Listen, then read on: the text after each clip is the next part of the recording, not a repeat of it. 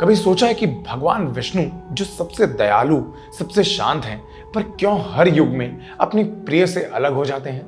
राम बनकर सीता से और कृष्ण बनकर राधा से वियोग सहते हैं। ये कोई युगों पुरानी लीला नहीं थी, ये एक श्राप था। एक श्राप जो ऋषि भृगु ने दिया था। एक समय था जब देवता और असुर दोनों में भयंकर युद्ध छिड़ा था। उस युद्ध में असुरों की हार हो गई और वे जीवित बचने के लिए भागकर ऋषि भृगु के आश्रम पहुंच गए। आश्रम के अंदर उनकी पत्नी काव्या थी, कोमल हृदय और दया से भरी हुई। उसने असुरों को देखा और कहा, यहां तुम्हें कोई हानि नहीं होगी, ये ऋषि का आश्रम है। पर यह दया सृष्टि के नियमों से टकरा गई। जब विष्णु को पता चला कि असुर ऋषि भृगु के आश्रम में छुपे हैं, तो वे बहुत क्रोधित हो गए और कहा कि धर्म के विरोध में दया भी पाप है। ये कहकर उन्होंने अपना सुदर्शन चक्र उठाया और एक ही पल में आश्रम के अंदर छिपे सभी असुरों का वध कर दिया। लेकिन उस चक्र ने ऋषि भृगु की पत्नी को भी नहीं बख्शा। वो असुरों के सामने खड़ी थी और एक क्षण में उनका सिर तन से अलग हो गया। जब भृगु लौट कर आए तो उन्होंने अपनी पत्नी का कटा हुआ शरीर देखा। उनकी आंखों में आंसू नहीं, सिर्फ शोक था, और शोक के अंदर से उठे अग्नि जैसे शब्द, हे विष्णु, तुमने मेरी पत्नी को मारा है, मुझे उसके वियोग का दुख दिया है। अब तुम भी ये दुख सहोगे।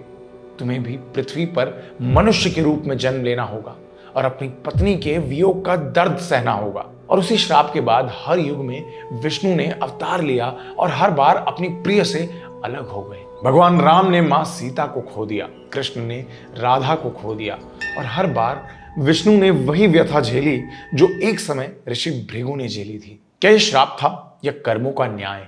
क्या देवता भी अपने कर्मों से परे हैं? ये राज शायद भगवान विष्णु ही जानते हैं। इंद्र, स्वर्ग का राजा, देवराज। लेकिन क्या आप जानते हैं कि पहला इंद्र कौन था? ना पुरंदरा, ना देवराज शक्र, बल्कि खुद विष्णु ने इंद्र का रूप धारण किया था। और क्यों?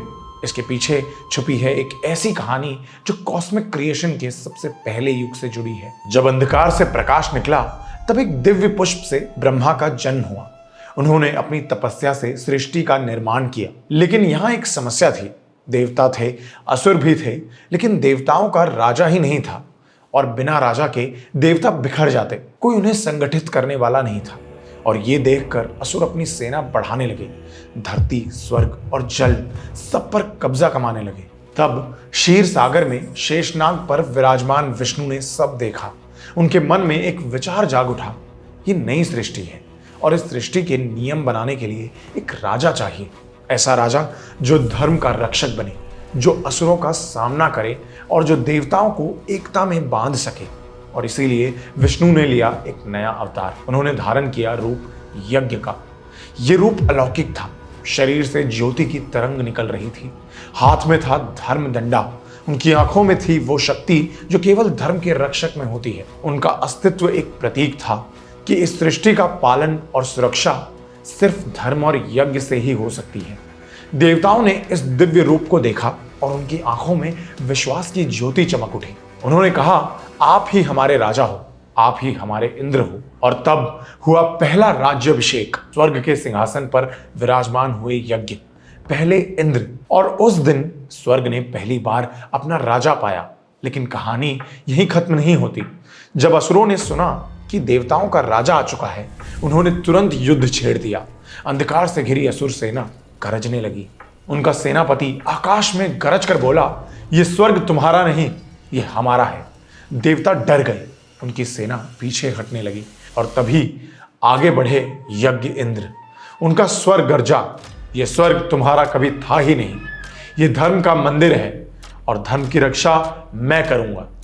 और फिर शुरू हुआ पहला स्वर्ग युद्ध। आकाश वज्राओं की गरज से गूंज उठा, अग्नि की बारिश हुई और यज्ञ ने अपने धर्म दंडे से असुरों को धूल चटा दी।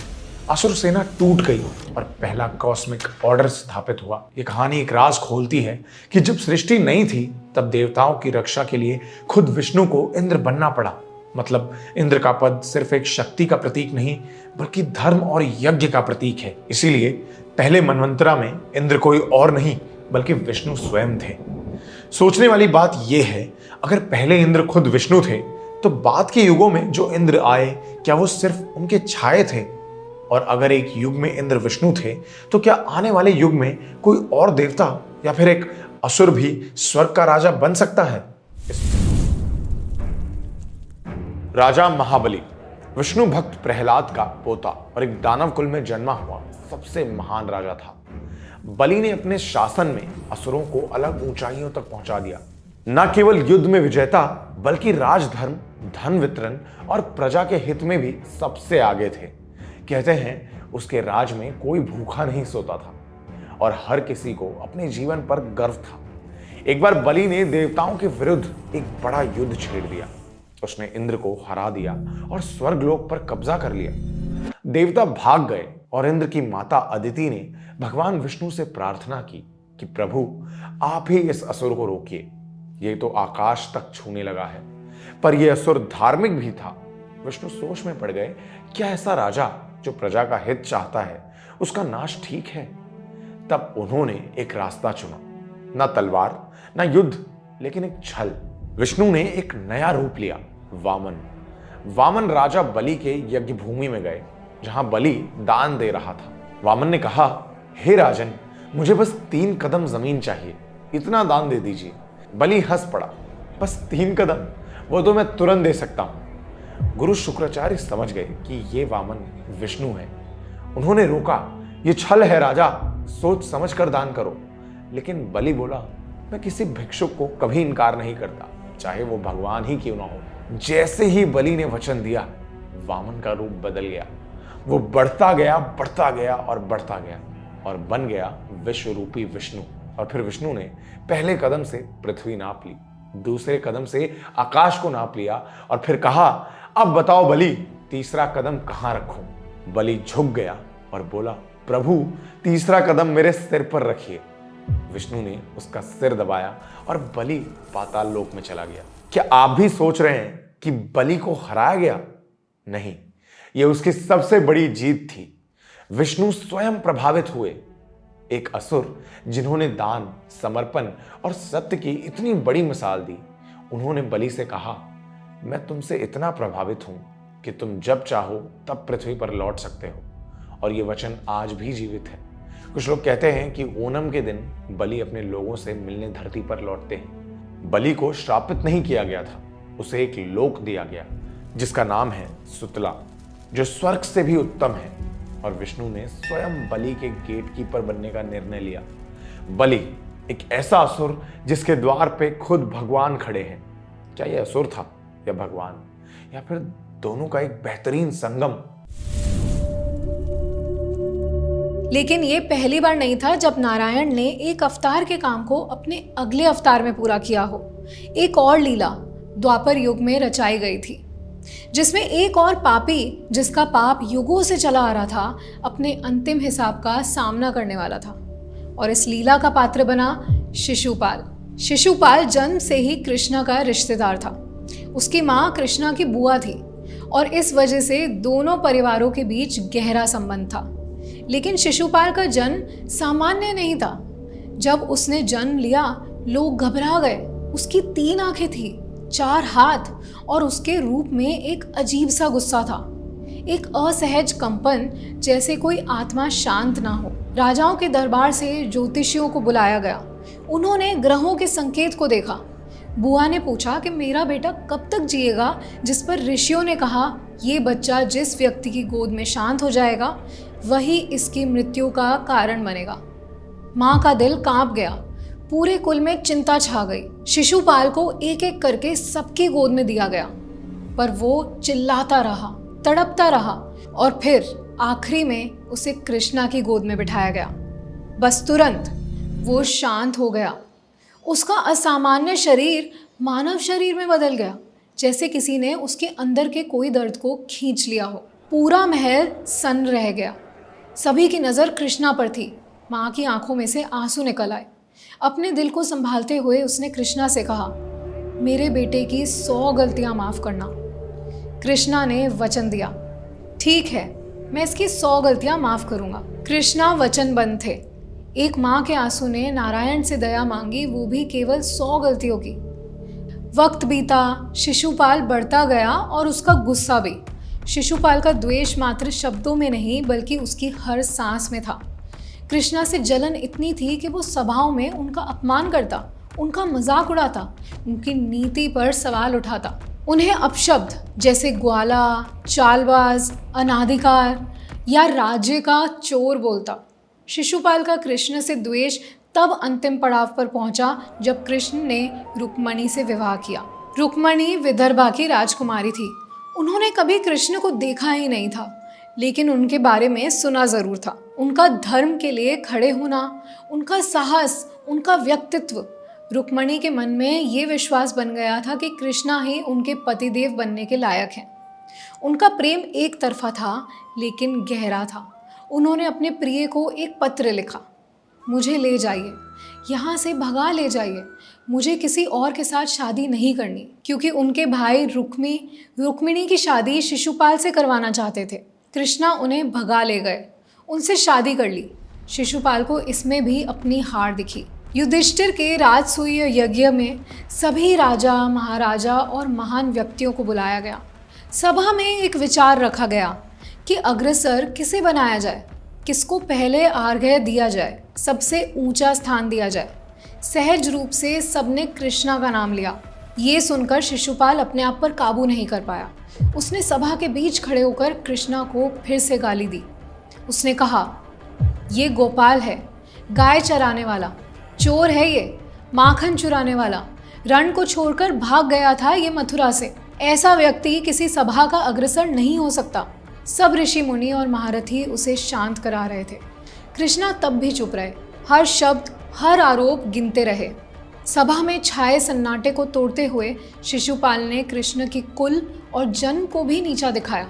ये तो यादव हैं, गोकुल का छोटा समाज, इसकी कोई राजवंश के सामने औकात है क्या? 97, 98, 99 और जब 100वीं बार कृष्ण का दिया वचन पूरा हुआ, कृष्ण उठ गए। ना शब्द में क्रोध था, ना चेहरे पर रोष, बस एक समय आ गया था। उन्होंने कहा, मैंने वचन दिया था, उसका सम्मान किया, तुम्हारी 100 गलतियां माफ़ की, अब समय खुद फैसला करेगा। और बस एक छोटी सी उंगली का इशारा हुआ, सुदर्शन चक्र घूमा और शिशुपाल का मस्तक उसके शरीर से अलग हो गया। ये था एक युगों पुराने पाप का समापन। शिशुपाल विष्णु के पूर्व जन्म के शत्रु हिरण्यकश्यपु और रावण का तीसरा जन्म था। हर बार उसे नारायण के हाथों ही मुक्ति मिलती थी। ये वचन था ब्रह्म का, 3 जन्म तक पाप करेगा लेकिन नारायण के हाथों ही मुक्ति पाएगा। और ऐसा ही हुआ। सभा में सभी शांत थे। तब भीष्म ने कहा, पाप के लिए भी नारायण के हाथ चुने जाते हैं। उसकी मुक्ति यही थी। और कृष्ण ने अपने वचन और धर्म दोनों का पालन किया। जब कुरुक्षेत्र का युद्ध शुरू हुआ, भीष्म को कौरव सेना का सेनापति बनाया गया, क्योंकि किसी और के पास उनकी कुशलता, उनकी नीति और शक्ति नहीं थी। श्री कृष्ण ने भी युद्ध से पहले कहा था कि जब तक भीष्म खड़े हैं, विजय हमारी नहीं हो सकती। पहले दिन से ही उन्होंने 10,000 सैनिकों का वध कर दिया। पांडवों ने हर शास्त्र, हर रणनीति का इस्तेमाल किया जो वो जानते थे, लेकिन कुछ भी पितामह भीष्म को भेद नहीं पाया। छठे दिन तक पांडव सेना बिखरी हुई थी। हजारों उन तक पहुंचने से पहले ही गिर गए, लेकिन अर्जुन खामोश रहे, क्योंकि दूसरी ओर खड़ा कोई विरोधी नहीं था। वो उनके पितामह थे, वही आदमी जिन्होंने उन्हें धनुष पकड़ना सिखाया था। अर्जुन अपने आप को उनके खिलाफ धनुष उठाने के लिए तैयार नहीं कर पाए। 9वें दिन भीष्म फिर से आगे बढ़े। उन्होंने पांडव सेना को ऐसे चीर दिया कि जैसे आग सूखे पत्तों को जलाती है। पांडव खुद पर से विश्वास खोने लगे और श्री कृष्ण ये सब देख रहे थे। उन्होंने देखा कि अर्जुन फिर से हिचकिचाए। जब पितामह भीष्म का रथ उनके सामने आता, तब वो गांडीव नीचे कर देते। उन्होंने देखा कि वो दिव्य धनुर्धारी अपनी भावनाओं को कर्तव्य से ऊपर रख रहा था। कृष्ण के लिए ये युद्ध धर्म के बारे में था, और वो एक योद्धा जो उसे निभाने के लिए बना था, वो पत्थर समान खड़ा था। कृष्ण की आवाज किसी हाहाकार की तरह निकली, तुम्हारी हिचकिचाहट भीष्म के तीरों से ज्यादा हानिकारक है। लेकिन अर्जुन कुछ नहीं कर पाए। और तब कृष्ण रथ से उतरे। उनकी आंखें क्रोध से भरी हुई थी। उन्होंने जमीन से एक टूटा हुआ रथ का पहिया उठाया और आगे बढ़े। आसमान उनके क्रोध से फट गया और उनके हर कदम पर युद्ध भूमि की तरह धरती कांप रही थी। लेकिन भीष्म ने अपना धनुष नीचे कर दिया। उन्होंने कृष्ण की ओर देखा, मुस्कुराए और अपनी बाहें खोल दी। आओ माधव, मुझे मुक्त कर दो। अगर धर्म को इसी तरह स्थापित करना है तो यही सही। अर्जुन कृष्ण के पीछे भागे और उनके चरणों पर गिर गए कि रुकिए माधव, मैं लड़ूंगा, मैं अपना कर्तव्य पूरा करूंगा, कृपया रुकिए। वो पहिया उनके हाथ से छूटा। उन्होंने अर्जुन की ओर देखा और बिना कुछ कहे रथ की ओर मुड़ गए। उस क्षण ने सब कुछ बदल दिया। भीष्म जानते थे कि जिस अंत का वो इंतजार कर रहे थे वो शुरू हो चुका था, क्योंकि सबसे शक्तिशाली योद्धा भी अपने अंत से जरूर मिलता है, और भीष्म के लिए वो अंत उनके अपने अन्याय से था।